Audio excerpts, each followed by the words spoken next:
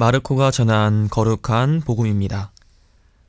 예수님께서 군중의 환호를 받으시면서 예루살렘에 이르러 성전에 들어가셨다. 그리고 그곳의 모든 것을 둘러보신 다음 날이 이미 저물었으므로 12 제자와 함께 베타니아로 나가셨다.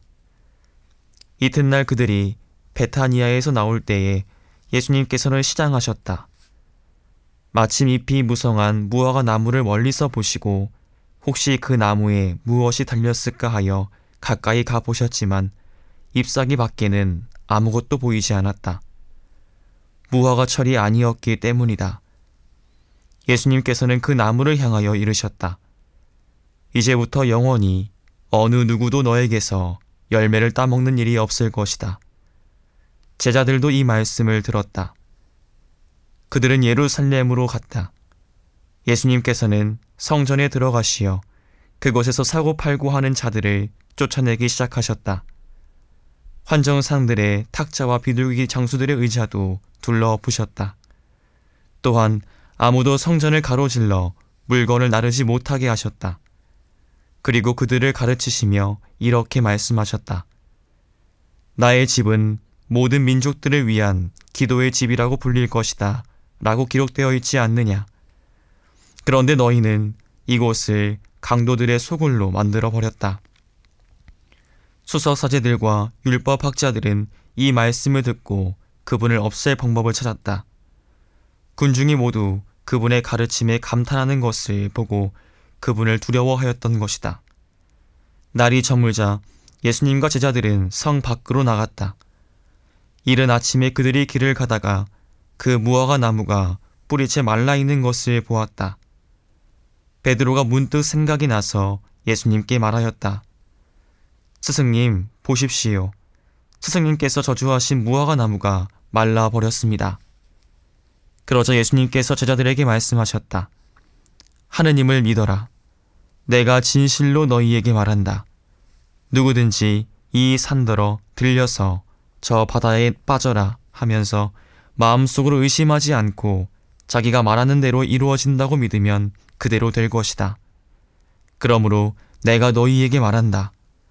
너희가 기도하며 청하는 것이 무엇이든 그것을 이미 받은 줄로 믿어라. 그러면 너희에게 그대로 이루어질 것이다. 너희가 서서 기도할 때에 누군가에게 반감을 품고 있거든 용서하여라. 그래야 하늘에 계신 너희 아버지께서도 너희의 잘못을 용서해 주신다. 주님의 말씀입니다. 참 예수님, 연중 제8주간 금요일 복음 말씀을 듣기 위해서 이렇게 시간을 내고 계신 우리 형제 자매님들 정말 반갑습니다. 주님께 귀중한 시간 내어드린 우리 교우분들에게 주님의 은총이 정말 가득히 내릴 수 있기를 기도해 봅니다. 오늘 복음에서 예수님께서는 무화과 나무를 저주하십니다. 예수님께서 무화과 나무를 저주하신 이유는 무엇이었나요? 네, 그 나무에 열매가 없었기 때문이었습니다. 그런데 열매가 없다는 이유로 무화과 나무를 저주하신 예수님의 모습을 우리가 납득하기가 조금 쉽지 않은 것 같습니다. 왜냐하면 복음은 그때가 무화과철이 아니었기 때문에 무화과 나무에 열매가 없었던 것이라고 이야기해주고 있기 때문입니다. 철이 아니어서 열매를 맺지 못한 것뿐인데 열매가 없다는 이유로 그 나무를 저주하시어 뿌리채 메말라 죽게 하신 예수님의 모습. 여러분들은 예수님의 이 모습이 어떻게 다가오십니까? 조금 이상하지 않으신가요? 우리가 예수님의 이 기이한 행동을 이해하기 위해서는 오늘 복음 환호성을 바라볼 필요가 있겠습니다. 주님이 말씀하신다. 내가 너희를 세상에서 뽑아 세웠으니 가서 열매를 맺어라. 너희 열매는 길이 나무리라. 복음 환호성을 통해 알 수 있듯이 예수님께서 무화과 나무를 통해 우리에게 전해주고자 하신 메시지는 우리가 하느님의 선택된 자녀로서 합당한 열매를 맺지 못하면 우리에게 기다릴 미래는 죽음뿐이라는 메시지였습니다. 그렇다면 우리가 죽음을 피하기 위해서 그리고 영원한 생명을 얻기 위해 맺어야 하는 열매, 그것은 어떤 것이 있을까요? 갈라티아서 5장 22절부터 23절을 보면 바오로 사도가 그 열매들을 잘 이야기해주고 있습니다. 그 열매는 사랑, 기쁨, 평화, 인내, 호의, 선의, 성실, 온유, 절제입니다. 좋은 나무는 좋은 열매를 맺습니다. 우리가 성령을 온전히 모시고 있는 거룩한 성전이라면 바오로 사도가 말한 9가지 열매를 우리는 능히 맺을 수 있을 겁니다.